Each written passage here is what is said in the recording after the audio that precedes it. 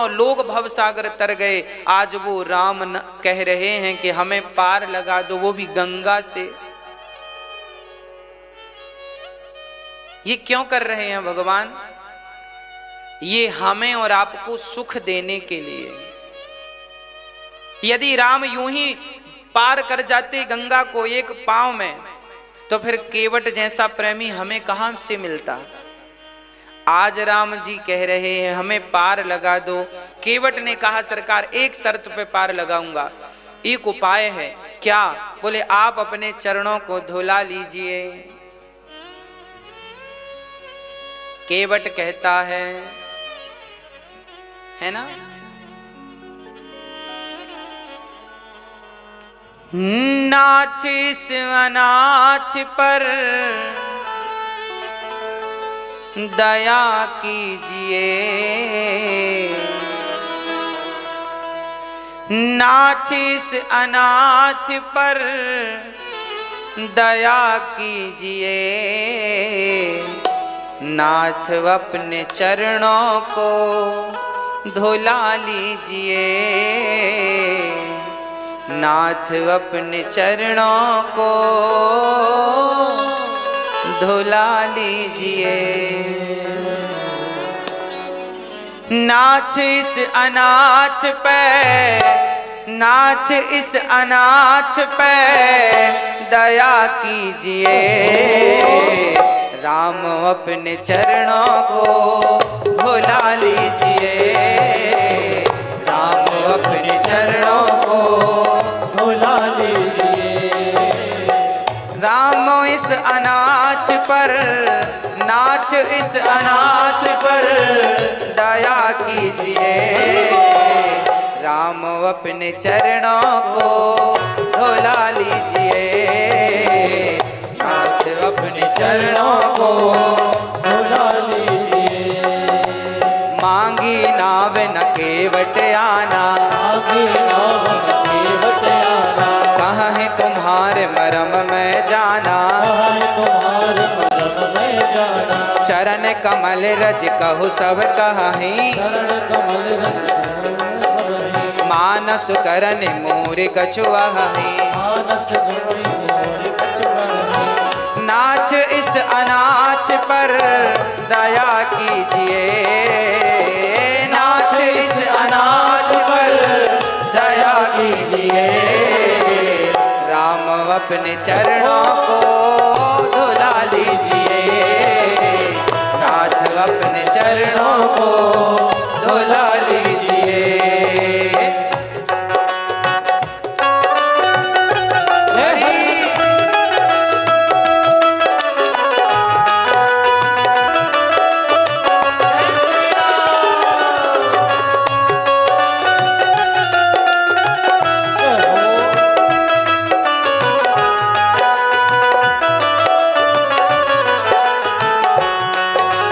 छुअत से लाभई नारी सुहाई, पाहन ते न काठ कठिनाई, तरन्यो मुनि घर ने हुई जाई, तरन्यो मुनि घर ने हुई जाई। बाट पर मोरी नाव उड़ाई, नाथ इस अनाथ पर दया कीजिए, नाथ इस अनाथ पर दया कीजिए, राम अपने चरणों को धुला लीजिए, राम अपने चरणों को धुला लीजिए, राम अपने चरणों को धुला लीजिए, राम अपने चरणों को धुला लीजिए।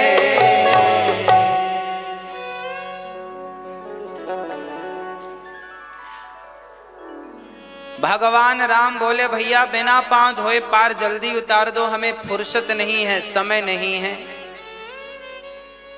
केवट बोले सरकार मैं आपके पिता की सौगंध खाकर कहता हूं, जब तक मैं आपके चरण नहीं पखार लूंगा तब तक मैं आपको पार। लक्ष्मण जी को बड़ा गुस्सा आया, कसम भी खाई तो मेरे पिता की खाई, अपने बाप की क्यों नहीं खाता। लक्ष्मण जी बोले, कसम मेरे पिता की क्यों खाई, अभी तुझे मैं मार डालूंगा। ज्यादा राम जी की आज्ञा एक बार में पालन करते हैं सब लोग, और तुम आज्ञा का पालन ही नहीं कर रहे हो। हां, आज्ञा का पालन करो, नहीं तो आज्ञा का पालन करो। प्रिय भक्तों, अब भगवान श्री राम खड़े मुस्कुरा रहे हैं और लक्ष्मण जी देख रहे हैं। केवट बोला, सुनो लक्ष्मण जी, यदि आप हमें मार भी देंगे तो हमें फर्क नहीं पड़ता। हमें मारना चाहते हो तो मार डालो, जब मरूंगा तो मैं जाकर के कहूंगा, मुझसे पूछा जाएगा तुम्हें किसने मारा, तो मैं क्या कहूंगा, सुनो। रघुनाथ सुप्राणन सो प्रिय बंधु, वही मुझे बाण से मारत है। मुझे कौन मार रहा है? वो लक्ष्मण जो रघुनाथ जी को प्राणों से प्रिय है। यमराज बोलेंगे, क्यों मारा, गवाह कौन है? तो मैं कहूंगा, रघुनाथ सुप्राणन सो प्रिय बंधु, वही मुझे बाण से मारत है। अपराध क्या है? अपराध यही इस दास का है, रघुनाथ के पाँव पखारत है।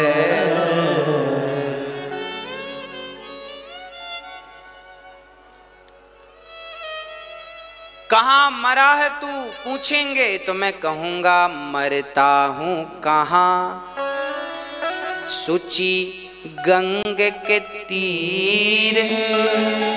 और गवाही कौन? रघुनाथ सुनाथ निहारत है। राम जी गवाही देंगे, मरूंगा गंगा के किनारे, मारने वाला राम का भाई। अपराध इसका यही है कि केवल राम के चरण धोना। यदि राम के चरण पखारने की सजा मृत्यु है तो लक्ष्मण मुझे मार दो, मैं मरना चाहता हूं। अरे राम की सेवा करने के लिए, यदि उनकी सेवा की जिद के कारण यदि मौत भी आ जाए तो मैं मरना स्वीकार करूंगा, पर राम की सेवा छोड़ना तो स्वीकार नहीं कर सकता। ये मौका गंवाना स्वीकार नहीं करूंगा। लक्ष्मण जी ने बाण पकड़े थे, छोड़ दिए। सुनि केवट के बैन प्रेम लपेटे अटपटे, विह से करुणा ऐन चितई जान की लखन तन। आज भगवान राम मुस्कुराए हैं। जब राम जी आए ना तो केवट के यहाँ रोते हुए राम जी आए हैं, क्योंकि निषाद सुमंत्र जी को भेजा तो सुमंत्र जी रोने लगे। तो सुमंत्र को देख करके राम जी की आंखों में भी आंसू आ गए। केवट ने मन में संकल्प ले लिया कि राम मेरे घाट में रोते रोते आए हो, आपको हंसा कर ना भेजा तो मेरा नाम केवट नहीं। ऐसी बातें करता है कि राम को हंसी आ गई। बेहसे करुणा ऐन, आज करुणा करने वाले परमात्मा आज लक्ष्मण और सीता को देखकर इसलिए हंसे क्योंकि लक्ष्मण और सीता दोनों ने राम का एक एक पांव बांट रखा है। जब राम जी का विवाह हुआ तो राम जब सोने गए ना तो लक्ष्मण जी आ गए। सीता जी लंबा घूंघट डाले बैठी ही थी। लक्ष्मण जी आ गए। सीता ने राम से कहा, ये देवर जी यहाँ इस समय क्या कर रहे हैं? राम जी बोले, ये रोज आता है, लक्ष्मण है, हमारे पांव दबाता है। जब तक पांव नहीं दबा लेता तब तक ये सोता नहीं है। सीता जी बोली, दोनों पांव दबाते हैं? हाँ हाँ, दोनों पांव दबाते हैं। लक्ष्मण जी पांव दबाने लगे। एक दिन तो ठीक सीता माँ ने देख लिया, कोई बात। दूसरे दिन फिर आ गए। 2 घंटे पांव दबा रहे हैं, एक घंटा एक पांव। अब सीता जी 2 घंटे क्या करें, बैठी। तो सीता जी ने लक्ष्मण जी से कहा, सुनो भैया लक्ष्मण, आज आपकी भाभी आपसे कुछ मांगना चाहती है, क्या दोगे? हाँ हाँ भाभी जी, आप तो माँ हैं, आज्ञा करो, क्या चाहती हो? तब लक्ष्मण जी से माता सीता ने कहा, हे लक्ष्मण, हे भैया, आप यदि अपनी माँ को कुछ देना चाहते हो तो आप एक चरण की सेवा मुझे सौंप दो, दोनों चरणों की आप ही कर लेते हैं। मैं अभागिन हूँ, मुझे तो कुछ मिलता ही नहीं, कम से कम एक चरण तो दो। लक्ष्मण जी बोले, ठीक है, फिर दाहिना पांव आपका, बायां पांव मेरा, ठीक है। आज राम जी सीता और लक्ष्मण की तरफ इसलिए देखे कि सुनो, आप दोनों का कब्जा एक एक पांव पर है, पर आज ये केवट तुम दोनों से भाग्यशाली है, मेरे दोनों चरणों पर कब्जा करके बैठा है। क्या कहता है? कहता क्या है केवट कि प्रभु आज मैं आपके चरण धोऊंगा। राम जी बोले, चल भैया धो ले। केवट राम रजाय सुपावा, पानी कठवता भरी ले आवा। आज कठौता में पानी लाया, केवट बड़ा चतुर है, कठौती में पानी नहीं लाया। कठौती स्त्रीलिंग है, कठौता पुरलिंग है। उसको पता था बनेगी कठौती से तो लड़की बन जाएगी, और लड़की बनेगी तो खर्चे का घर, इसलिए कठौता लाया। बने तो लड़का ही बने, नाव चलाने के काम आएगा। तो कठौता में पानी भर के लाया और राम जी से कहता है, प्रभु इस पे पांव रख लो। अच्छा, कठौता क्यों लाया? ये कठौता क्या होता है जानते हैं?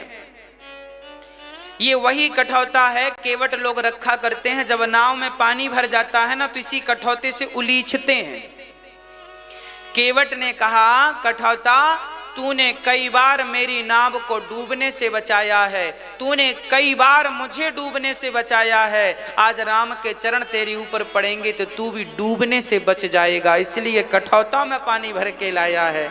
आज केवट कठौता को डूबने नहीं देना चाहता। राम के चरण जहां जहां पड़ेंगे वो सब पुण्यात्मा हो जाएंगे। आज राम ने कठौता केवट लाया, राम के चरण रखे और गंगा का पानी लाके डालने लगा, घिस घिस के धुलने लगा, उठा उठा के देखे। पत्नी को सुनती हो, आओ। राम जी बोले, पत्नी को क्यों बुला रहे हो? अरे हमसे 10 साल छोटी है, हमारी आंखें तो बूढ़ी आंखें हैं, पत्नी जवान है, उसकी आंखों से देखेंगे कोई धूल वूल तो नहीं लगी। पत्नी को बुलाए, तू भी घिस। राम के चरण घिस रही हैं बड़े प्यार से। तब तक छोटा सा बच्चा, सुनो, अपने बच्चे को आवाज लगाया, सुनो बेटा, पुत्र आया। अरे बेटे को क्यों बुला रहे हो केवट? अरे बेटा तो अभी 10 ही साल का है, नई आंखें, एक कण भी धूल का लगा रह गया तो मेरी नाव तो नारी बन जाएगी, इसलिए मैं रिस्क लेना नहीं चाहता। अब तो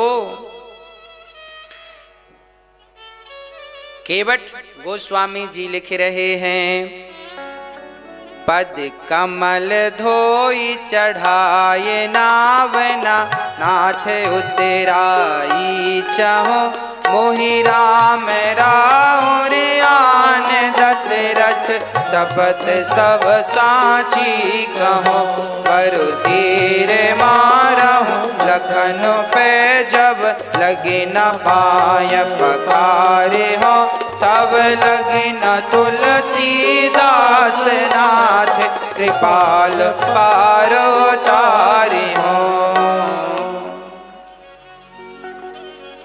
आज मेरे सिर पे अपने हाथ रख लो ऐसे, देखो जबरदस्ती हाथ रखवा रहा, चतुर सुजान है, जबरदस्ती हाथ रखवा रहा है।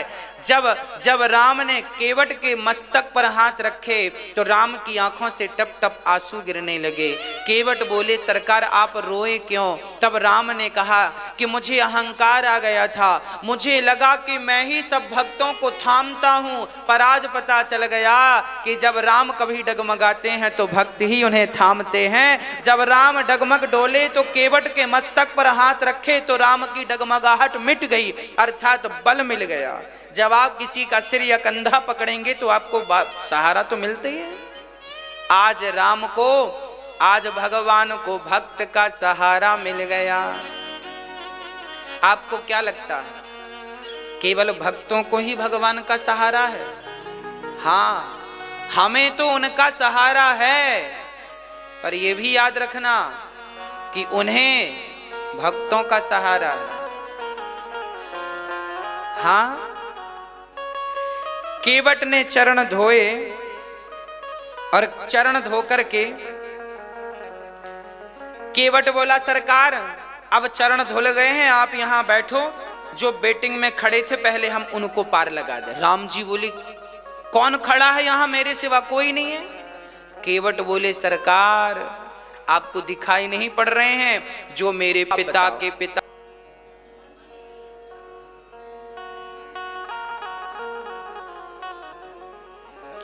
देखन चाहूं राम को, आंख आंधिरी होय। देखना हो राम को तो आंखें आंधिरी, मतलब अंधा कौन? सूरदास जी। यदि राम को देखना हो तो सूरदास जी की आंखें चाहिए। किनकी आंखें चाहिए? सूरदास जी की। देखन चाहो राम को तो आंख आंधरी होए। राम को देखना है, परमात्मा को देखना है तो आंखें सूरदास की तरह हो। इन आंखों से कुछ भी नजर नहीं आता, इन आंखों से तो हमें माया नजर आती है, माया। इन आंखों से तो संसार के विषय नजर आते हैं, इन आंखों की कोई बहुत अहमियत नहीं है। भगवान को देखना हो तो अपने भीतर के दिव्य नेत्र खोलिए, प्रेम के, भक्ति के नेत्र, ज्ञान और वैराग्य के नेत्र खोल करके उस परमात्मा का आलिंगन कीजिए, दरस परस कीजिए। बिहारी जी को इन आंखों से अपने मन की आसन सिंहासन पर बिठा लीजिए, फिर भीतर की आंखों से उनका श्रृंगार किया करो। इन आंखों से बिठा लो, फिर भीतर की आंखों से आंखें बंद कर लो। इन आंखों का कोई काम नहीं, आंखें मूंद लो। अब अंदर की आंखों को जगाओ, उनको खोलो और फिर परमात्मा का दर्शन करो। ये ठाकुर जी भोग लगा रहे हैं, हम खिला रहे हैं। आप मूर्ति बनाओ, अपने भाव की मूर्ति, कि भगवान की आंखें ऐसी हैं, रघुनंदन ऐसे हैं, राम जी ऐसे हैं, सिया जी ऐसी हैं। एक एक उनकी आकृति बनाओ और उनके चरणों का ध्यान करो। राधा जी ऐसी हैं, श्याम सुंदर ऐसे हैं, लक्ष्मी जी ऐसी हैं, नारायण ऐसे हैं। आकृति बनाओ और उनको हृदय में बिठाकर भीतर से आनंद लेते रहो। भाव ये बने कि हमारे सामने भगवान है, और भाव यह बने कि ठाकुर जी ने हमें पकड़ रखा है, हम क्या पकड़ेंगे उन्हें, वो हमें पकड़ लें तो काम बनेगा। सूरदास जी जब गड्ढे में गिर गए, कुएं में, तो भगवान से यही तो कहा कि प्रभु, भगवान ने कहा बाबा मेरा हाथ पकड़ लो। सूरदास जी ने कहा बेटा मैं अंधा हूं, मेरे को कहा क्या पता कि तेरा हाथ कहाँ है, पर तुझे तो पता है कि मेरा हाथ कहाँ है। तो हमें तो पता ही नहीं कि भगवान के हाथ पांव कहाँ है, पर उन्हें तो पता है कि हमारा हाथ कहाँ है। तो हम क्या पकड़ेंगे उन्हें, वो हमें पकड़ लें, इतना ही पर्याप्त है। केवट कहता है प्रभु आप मेरा हाथ पकड़ लीजिए। भगवान ने हाथ पकड़ लिया केवट का, और अब पकड़े हैं तो फिर कभी छोड़ेंगे नहीं। अब तो नाव किनारे लगी। उतर ठाणी भय सुर शरीरेता, सिय राम गुह लखन समेता।